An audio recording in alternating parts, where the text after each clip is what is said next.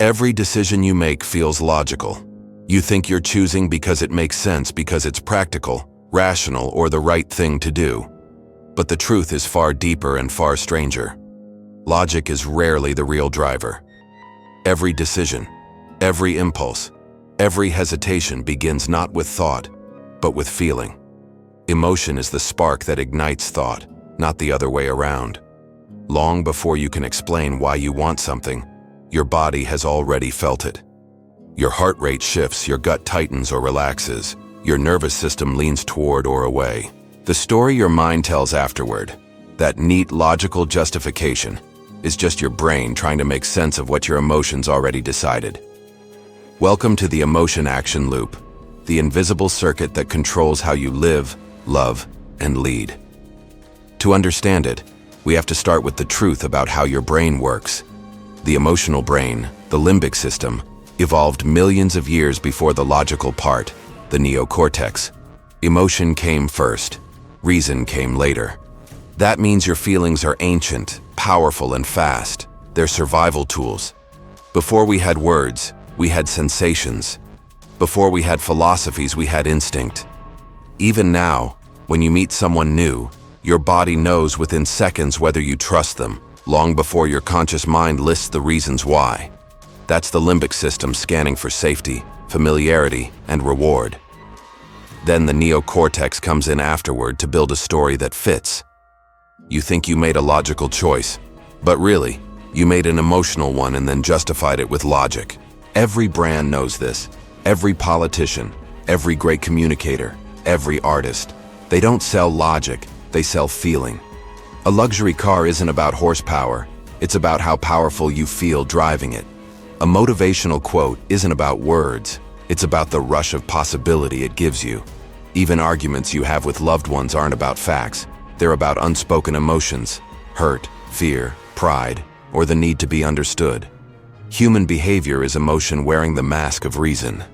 And when you finally see that, you can stop being manipulated by your feelings and start mastering them. Think about the last big decision you made. Maybe leaving a job, ending a relationship, starting a new project.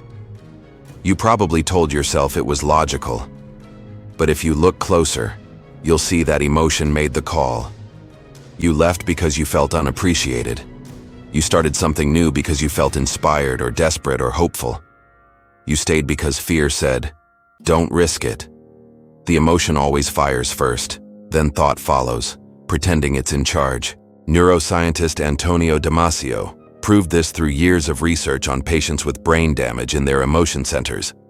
When those people lost the ability to feel emotion, they couldn't make even the simplest decisions, like what to eat or what time to schedule a meeting. Without feeling, logic had no anchor. The human brain can't decide without emotion. Feeling is not the enemy of reason, it's the foundation of it. Here's how the emotion-action loop works. It starts with a feeling, often below awareness. That feeling triggers a thought. The thought creates meaning. That meaning leads to action. Then the action reinforces the feeling that started it. It's a self-perpetuating cycle. For example, let's say you feel anxious before a presentation. That anxiety triggers the thought, "I'm not good at public speaking." You then act on that thought, maybe by speaking quickly or avoiding eye contact. The poor delivery confirms your fear, and the anxiety grows stronger next time. That's a negative emotion-action loop, emotion shaping thought shaping action, and action feeding the same emotion. The loop keeps running until you break it consciously. The same loop works positively too. Imagine you feel excited about a new opportunity. That emotion triggers the thought, "I can do this." You take bold action, you perform well, you feel even more confident next time. Confidence isn't built from logic, it's built from emotional reinforcement. Every emotion you repeatedly act on strengthens its neural pathway. That's how habits form, not through sheer willpower, but through emotional repetition. You don't crave coffee just for caffeine. You crave the comfort, the ritual, the emotional state it brings. You don't procrastinate because you're lazy. You procrastinate because avoidance brings temporary relief. In both cases, emotion drives the loop. So if emotions control decisions, the real question is, How do you control emotion? The answer isn't suppression. You can't outthink emotion. You can only outfeel it with awareness. Step 1 is recognition. When you notice an emotion rising, frustration, fear, excitement, pause and name it. This is fear. This is anticipation. Naming shifts activity from the amygdala to the prefrontal cortex, from reaction to reflection. You move from being inside the emotion to observing it. This tiny act breaks the loop's unconscious control. Step 2 is inquiry. Ask yourself, what action does this emotion want me to take? Fear might want you to hide. Anger might want you to attack. Joy might want you to connect. Understanding the urge helps you choose consciously instead of automatically reacting. When you're aware of the emotional command, you can rewrite the script. You can feel fear and still act with courage. You can feel anger and still respond with clarity. You can feel excitement and channel it into focus instead of distraction. That's emotional intelligence in motion, not the absence of emotion, but the ability to guide it. Step 3 is redirection. Emotions are energy, and energy must move. If you suppress it, it festers. If you express it blindly, it explodes. The secret is to channel it. Use fear as a signal to prepare better. Use anger as fuel for boundaries. Use sadness to deepen empathy. Every emotion carries information, a message about what matters to you. When you interpret it instead of resisting it, the emotion transforms from enemy to ally. You complete the loop consciously, turning reaction into power. Here's the fascinating part. Your brain doesn't know the difference between real and vividly imagined emotion. That means you can reprogram your emotional loops by rehearsing new ones. Athletes use this all the time. They visualize winning, the sound of the crowd, the adrenaline, the triumph, and their brain fires the same neural pathways as if it's really happening. The more they feel it, the stronger the loop becomes.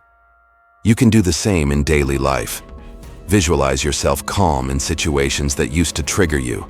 Feel the calm. Feel the control. The brain records that as practice. Eventually, when the real situation arises, the emotional pattern is already set. You've trained yourself to feel differently and therefore act differently. The reason this works is simple. Emotion shapes attention. You don't see the world as it is, you see it as you feel. When you're afraid, you notice threats.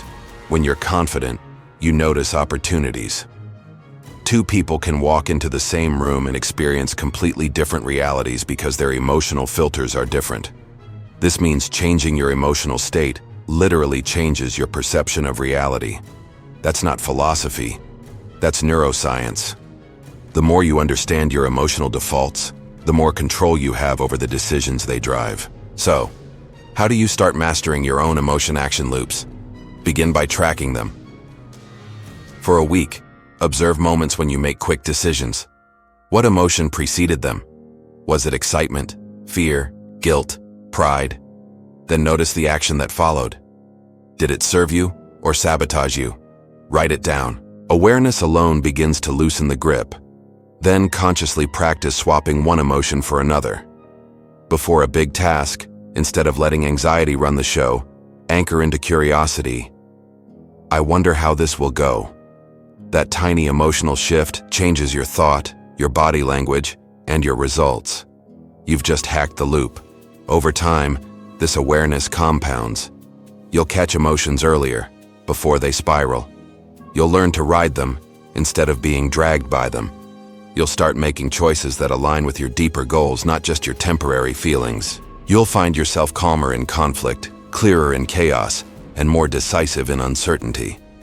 Because you'll know that emotion isn't the enemy of reason, it's the foundation of intelligent action.